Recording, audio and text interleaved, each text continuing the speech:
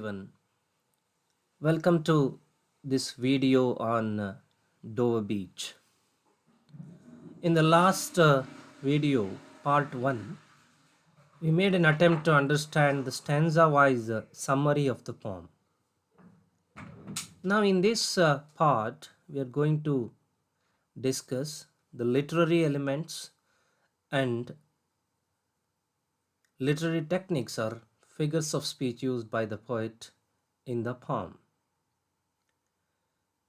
Now you can see a view in the far off distance, the view of the white cliff, the view of the south coast of London, the Dover Beach.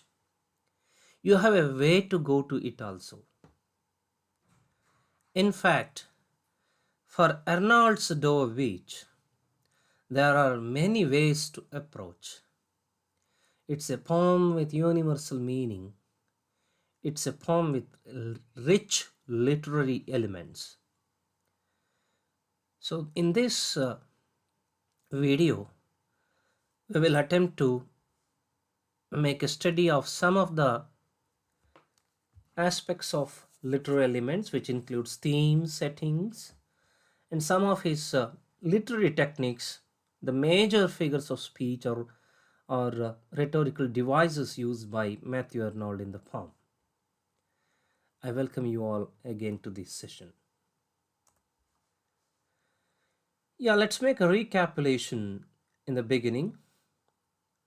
As we know, the poem was published in the year 1867. It is a dramatic monologue. It's a dramatic monologue in 4 stanzas with unequal lines. As you see the poem, you see the very structure there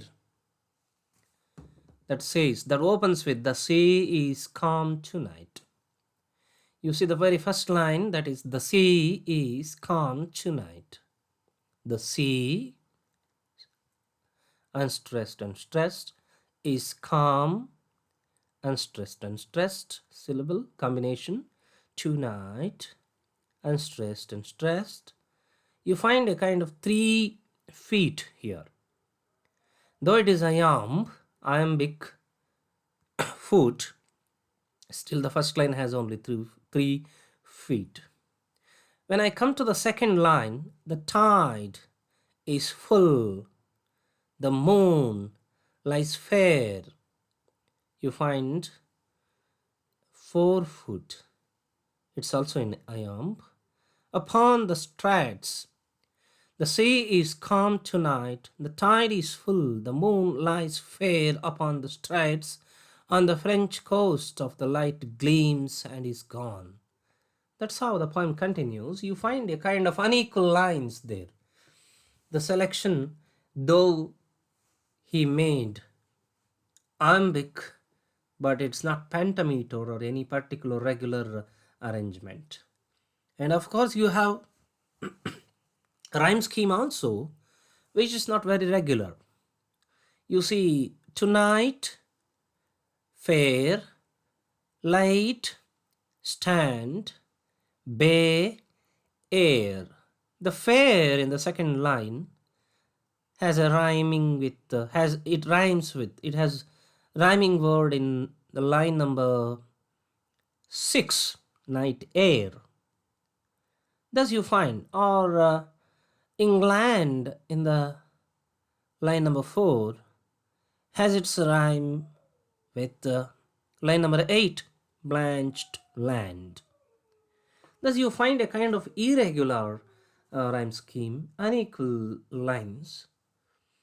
What does all these, what do these indicate?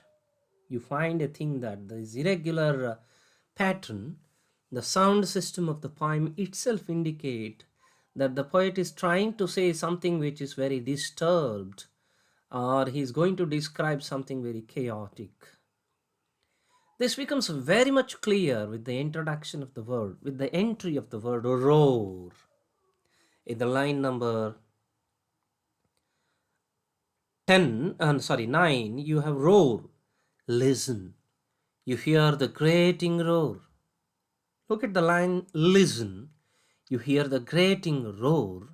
Once the word roar is introduced, of pebbles the waves draw back and fling at their return upon the high strand, begin and cease, and then again begin with tremulous cadence slow, and bring the eternal note of sadness in.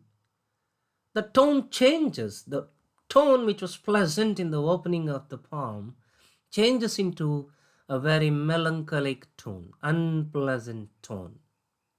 The tone change is initiated by the entry of the word roar.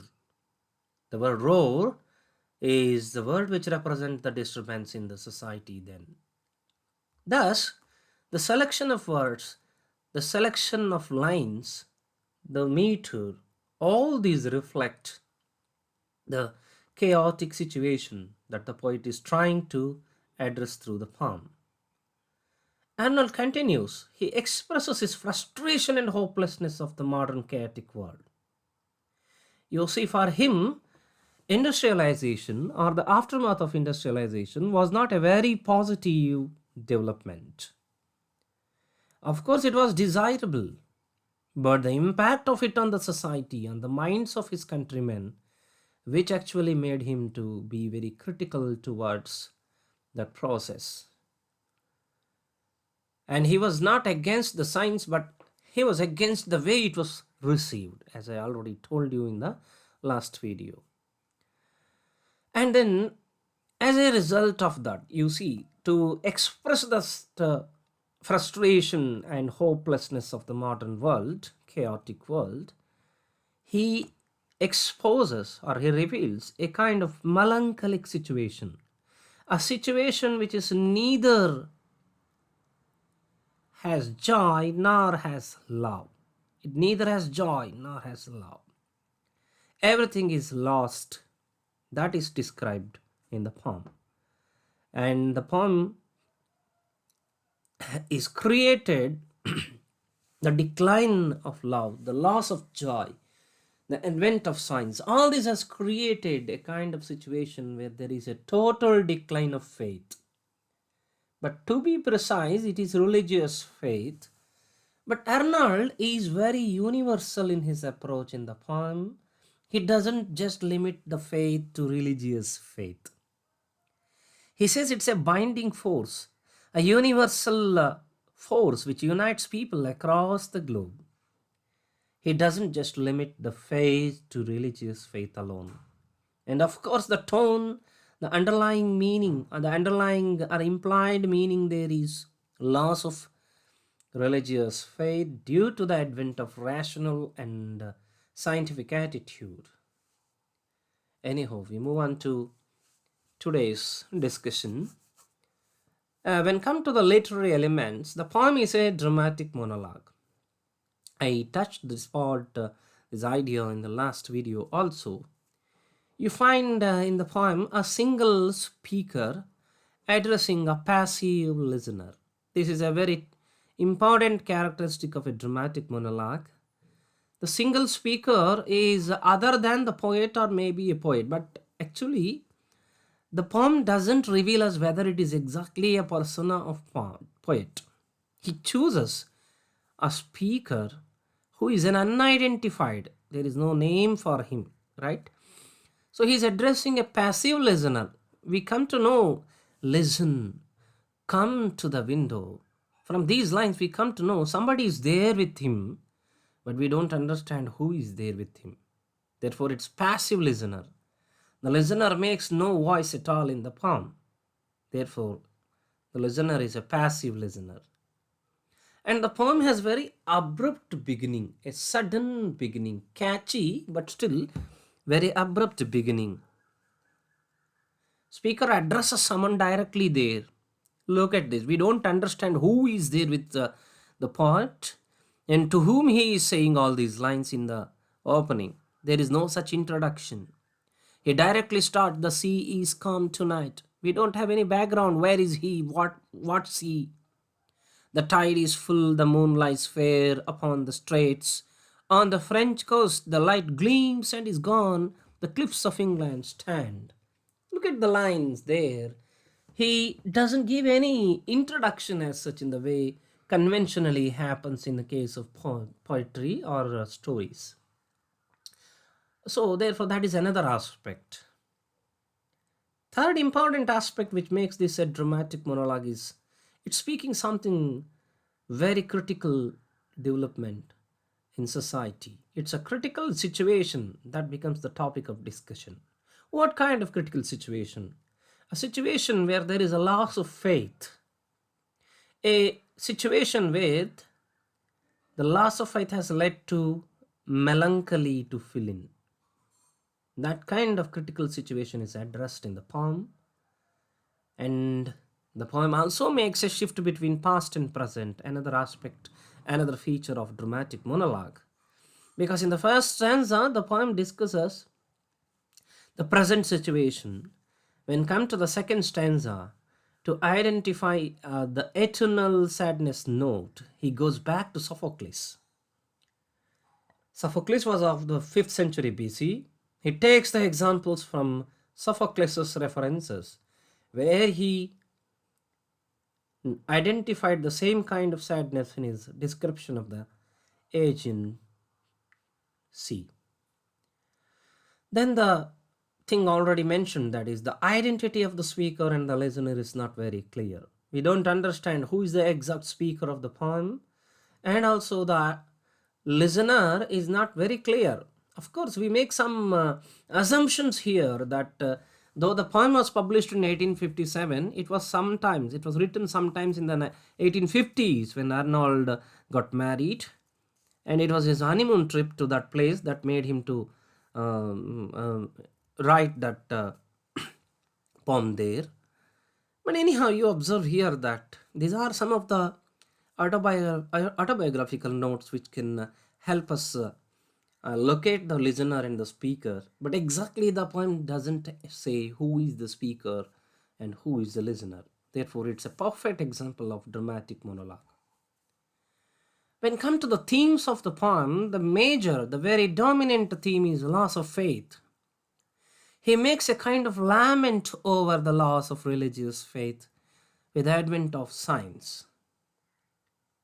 Understand the situation when it was a time which has introduced a new theory of evolution, questioning the biblical notions of the concept of evolution.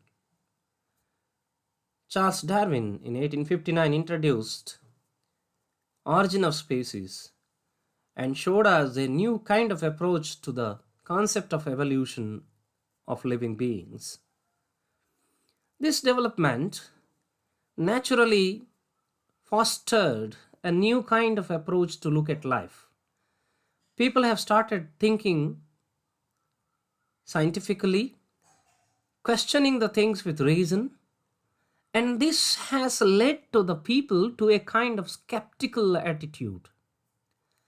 And the skepticism of the people made Arnold conclude the idea of loss of faith. And this loss of faith, in fact, led to melancholy, sadness. And it's true. And it's true. Just think, if you lose faith in somebody or someone or something, can you be happier with him or her or with that? Not possible. Similar is the case of the society which has lost faith in the very Christian religion. Or even the loss of faith is also here very polysemic in the sense it tells the loss of faith among the people. People have lost faith between each other, among themselves. This loss of faith is the thing which becomes the theme, the primary theme of the poem. He's trying to highlight that trend of the society. Another important thematic concerns of Arnold here is the relationship between man and nature. So the opening lines of the poem clearly portrays that very pleasant appearance of nature, and it contrasts that beautiful nature, the simple nature, with that of the complex human nature. Because the nature is beautiful with its natural rhythm, whereas when come to the human nature, It's filled with melancholy.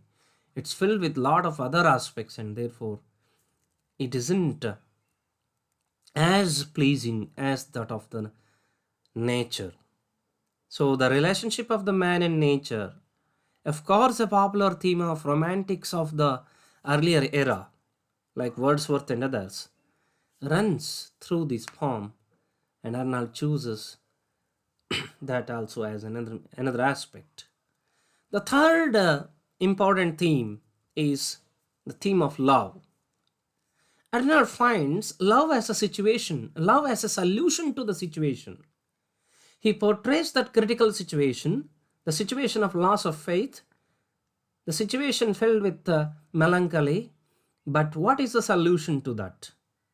He doesn't totally loses hope, but he finds some rays of hope through the concept of love. Therefore, he addresses his listener. Oh, love, let's true to be each other. Let's true to be each other. Here, the speaker wants the love, true love from the listener. As I already told you in the last video, when you can love the things in the surrounding, when you can love someone, you will not have melancholy, or you will not have hatredness, you will not have the uncertainty, insecurity, and all that. It pleases the mind. The happiness of the mind is possible. That's why he finds that as another solution. Anyhow, let's come to symbols and images, literary devices used in the poem. The dominant image or symbol is the symbol of sea. The very opening line starts with the image of sea, right? Because it says, the sea is calm tonight. The sea represents the whole world, a symbol of the quality of being united and universal. The sea is calm tonight means it was cool, and the world was cool that day. The whole surrounding was cool. It's a symbol of quality of being united and universal. Scientifically also, you find that the whole world is covered by sea. About 71% of the earth surrounds water, right? So you see here in the context of that also, sea is something which is there across the globe, universal. It's a binding factor also. It unites the very scattered pieces of land. Therefore, the sea is uniting factor. It's used as a uniting factor. Again, the word sea in the phrase sea of faith represents strength and stability. It's strength and stability because the word faith is associated with that. When it is there, the faith, it needs to be in stable condition, which should be the strength. To say that strength and stability of the concept faith, he uses the single word sea. That's symbol. What a symbol actually, using these symbol, a word, an element of the earth, for example, to suggest something else. You can find that through the usage of the word sea. And we have the image of the cliffs of England, which invokes solidity and greatness. The solidity of the British Empire, the greatness of them is shown through the stability of the cliff of England. You find that the images in the poem, they create a kind of visual impact in the poem. Probably not necessary for me or to you just to watch a movie or something. If you read the very first few lines of the poem, you can visualize a context there. The sea is calm tonight. You can see the sea in your mind. You can just visualize some experience of sea in your mind. The tide is full and the moon lies fair. You can see the tides in the sea and the moon lies fair. Just an image of the moon there. Upon the straits On the French coast of the light gleams and is gone. The cliff of England stand. These very lines give you a kind of vision, a visual image, a visual perception of the whole poem. So that's the power of images used by Arnold, and he uses effectively throughout the poem. Then again, we have the image of shore, which expresses conflict and change. What shore here? The French shore and the English shore. He says in the French shore, light gleams and disappears, diminishes, disappears. That means the conflict has happened between the two shores, the shores representing the two nations, the English and the French. And the conflict between the both and the change in the power now, because it was the French who ruled who were in power for some time, and after you find the dominance of the English. And this change in the power, center of power, is shown through the word shore. Again, we have light and dark to symbolize knowledge and ignorance. He uses ignorant armies fight by night, isn't it? You find the last line where ignorant armies clash by night. What do you see here? Clash by night. Night means, again, night is ignorance here, right? And light in the poem used as a binary to it.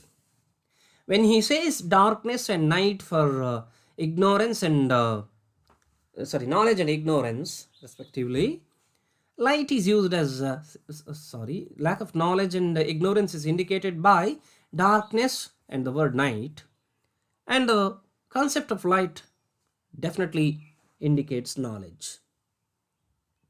Thus, the symbol of light and dark are used to indicate the social situation then.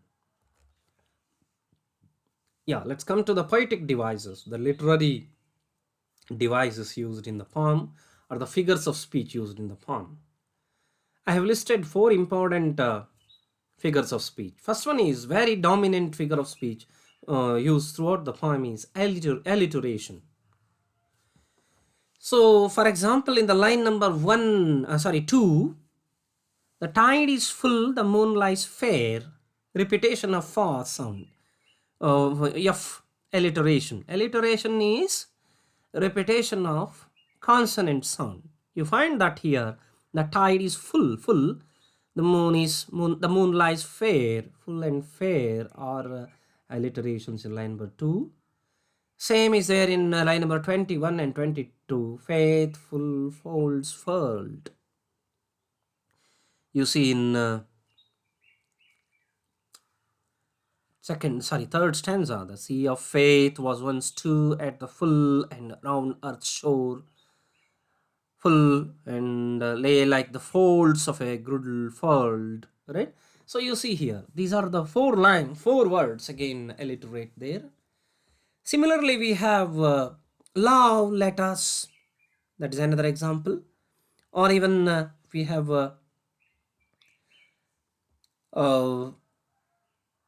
line number 31 that speaks of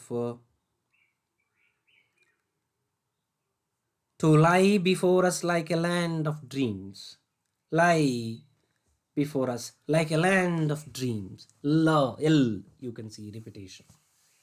So this is another example that alliteration is a very powerful poetic device.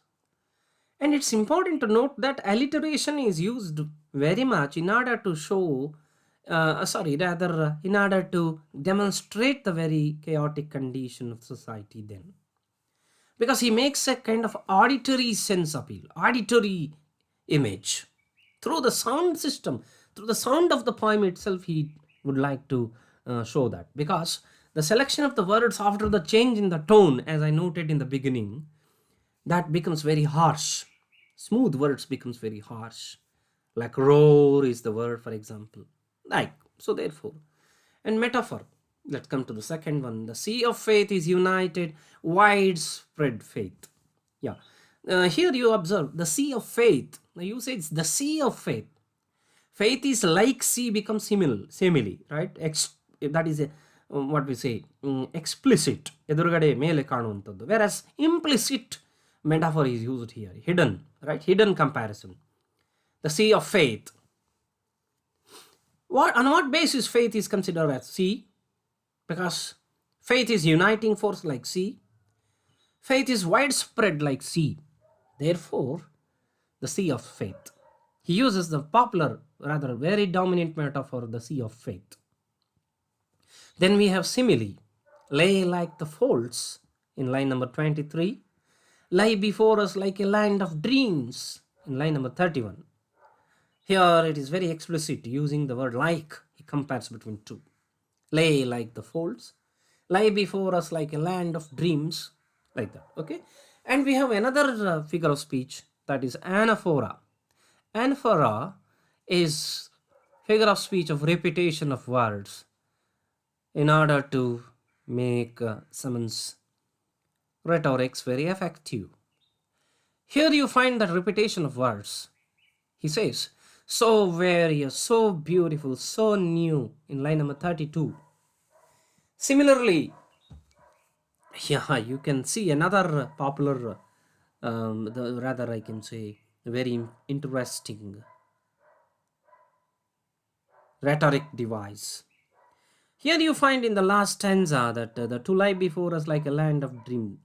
The whole world which lies before us like a land of dreams, it is so various, so beautiful, so new, very positive approach. So is anaphora. Hath really neither joy, nor love, nor light, nor certitude. In the very next line, he switches to contrast. Contrast is another important poetic device which runs throughout the poem. Okay, so you see, nor certitude, nor peace, nor hell for pain.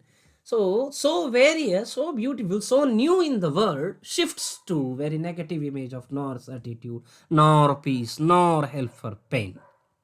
A clear paradoxical situation where he brings in the contrast between the two states of the world. He balances the poem throughout the poem, so the negative side and the positive side. In the very first stanza, it opens with the positive side of the world, and in the middle, after the word roar, he introduces the negative side.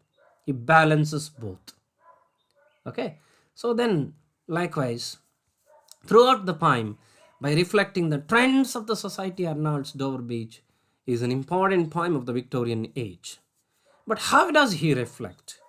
He reflects that using a very effective literary techniques, elements, and the poem is a best example to study those literary elements of poetry. And the poem also, therefore, shows the poetic genius of Mathew Arnold, using a very definite themes, very suitable usage of poetic elements like themes, settings, or literary devices or figures of speech. Thus, the poem is a very perfect example of a representative poem of Victorian society, and also a representative poem for poetic genius of any poet. Thank you for watching.